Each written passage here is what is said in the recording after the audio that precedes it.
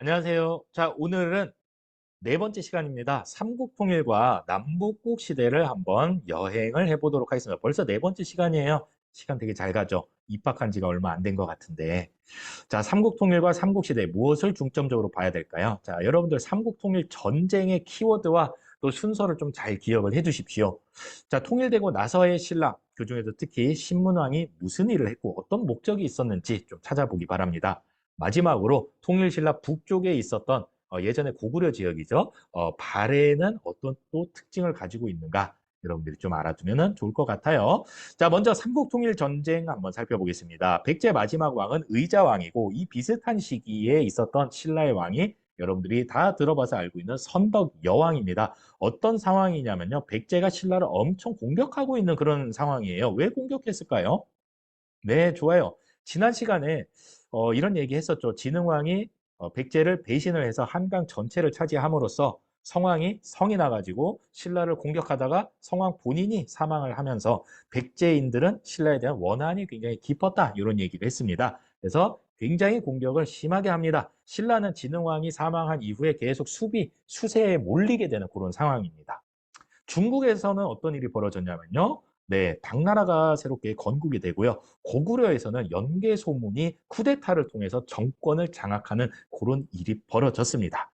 자, 이때 위기를 맞은 신라의 선덕 여왕은 네, 어떻게 했냐면요. 김춘추를 고구려에 파견을 하게 됩니다. 왜 파견을 했냐면 좀 도와달라고요.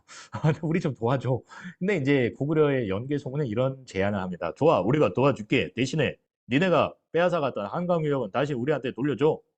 말도 안 되죠. 그래서 김춘추가 거절을 하고 거절한 김춘추를 연개 소문은 감옥에 가둬버립니다. 어, 구사일생으로 탈출을 한 김춘추는 어디로 달려가냐면요.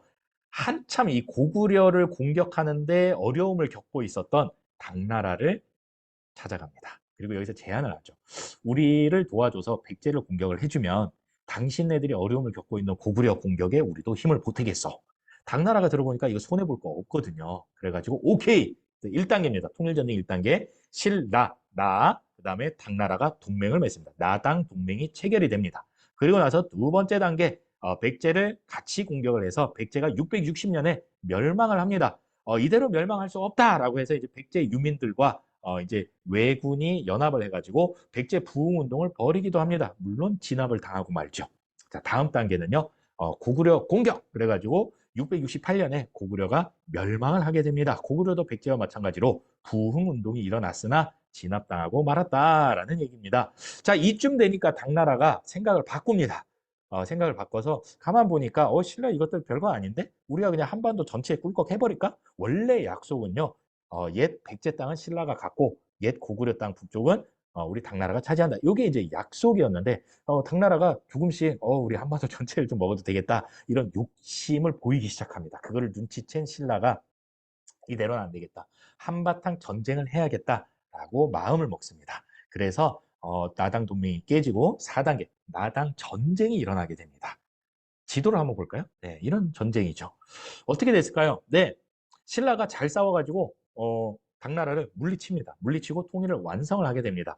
대표적인 전투 두 가지만 기억을 해두세요. 매소성, 그다음에 기벌포. 기벌포, 매소성이 나오면은 요거 나당 전쟁이고 이걸 통해서 삼국 통일을 완성을 했구나. 이렇게 여러분들이 알아두면 되겠습니다. 그래서 바야흐로 676년 앞으로 해도 676, 뒤로 해도 676년에 당나라를 한반도에서 완전히 몰아내고 대동강에서 원산만을 기준으로 해서 삼국 통일을 완성을 했다라는 얘기입니다. 이 김춘추, 통일의 초석을 놓았던 김춘추가 결국에는 진골 귀족으로서는 최초로 왕위에 오릅니다. 이 사람이 바로 태종 무열왕이죠. 태종 무열왕. 다음 시간에 우리가 살펴보겠지만 신라에는 골품제라는 신분제가 있었어요. 원래 왕이 될 수 있는 사람은 성골 계급밖에 없었는데 이쯤 되면은 성골 계급이 거의 멸종하다시피 해요. 그래가지고 이제 진골 귀족들 중에서 이제 왕이 나오기 시작하는데 그 최초가 김춘추 태종 무열왕이었다.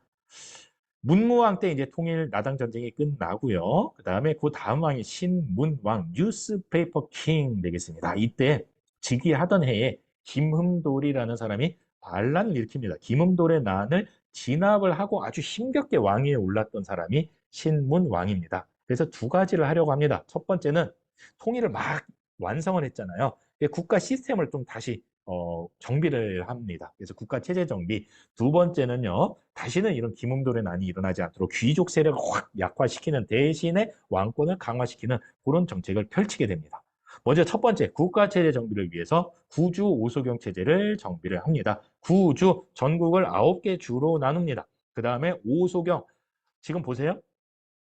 금성이 지금의 경주예요. 신라의 오래된 수도죠. 근데 원래 한 나라의 수도는 중심에 있어야 되는데 한쪽에 치우쳐져 있다라는 얘기죠. 그래서 원주, 충주, 청주, 남원, 김해에다가 각각 작은 수도, 오늘날로 치면 뭐 광역시쯤 될까요?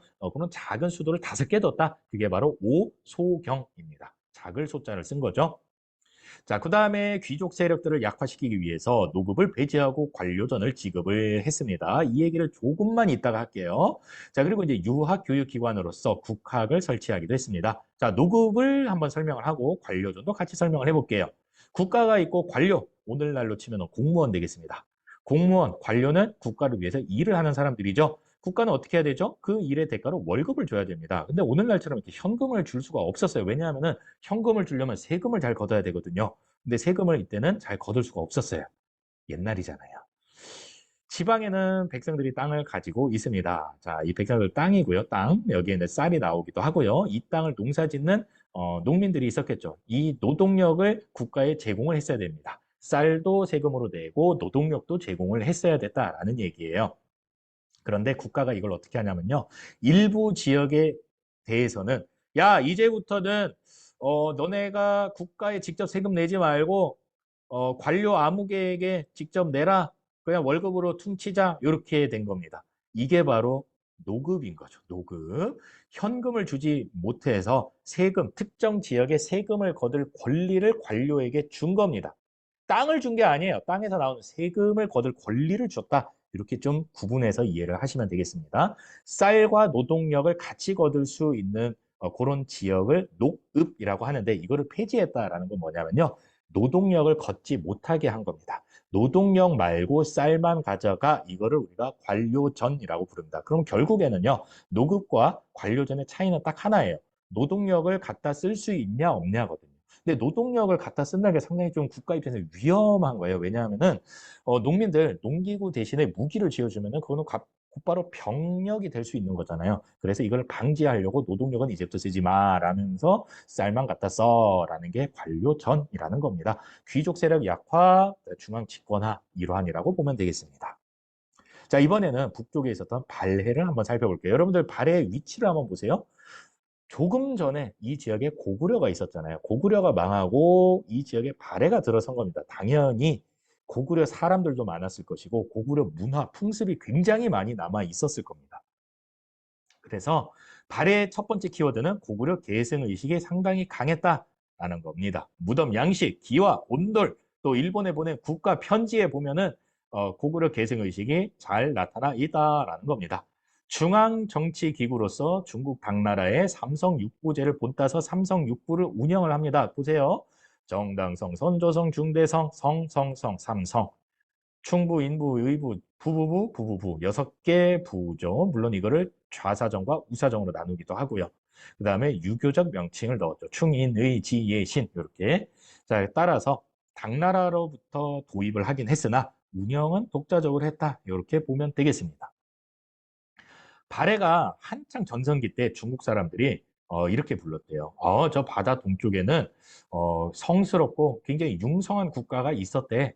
해동성국입니다. 해동성국. 바다 동쪽에 중국 기준으로 보면 바다 동쪽이죠. 굉장히 융성한, 발달된, 성장한 그런 국가가 있었다. 이렇게 불렀다라는 거죠. 그래서 해동성국도 발해의 또 다른 키워드이기도 합니다. 자, 여기까지 우리가 삼국이 통일되고 통일신라, 그다음에 발해가 있던 남무국 시대까지 살펴봤습니다. 다음 시간에 만나겠습니다. 안녕.